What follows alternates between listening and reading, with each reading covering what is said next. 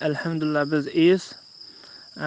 Sizin için hem yine inşallah gelişmeler oldu. Elhamdülillah yine bizlere beşaret verildi. Sizin uğrunuzda her çarşamba akşam erenlerin meclisi oluyor. Elhamdülillah onda siz de konuşmuşsunuz. Sizin konunuz da olmuş. Elhamdülillah kabul buyurulmuş. Ama birkaç şart söylemiştir.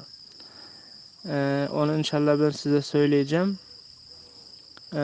Onu yapmanız gerekiyor inşallah. Bu çok mühim bir şey. Yani böyle hızlı şekilde bir erenler tarafından kabul olması bir acayip bir şey inşallah. Bu sizin Allah'ın verdiği büyük nimet inşallah.